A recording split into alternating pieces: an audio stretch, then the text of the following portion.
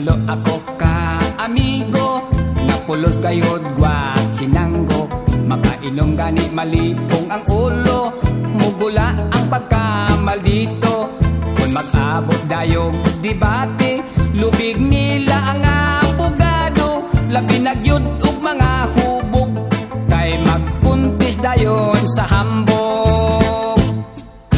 Sa kinambog kay magdaog ta, ako waray hilonggo ka, kung Cebuano sabsiya.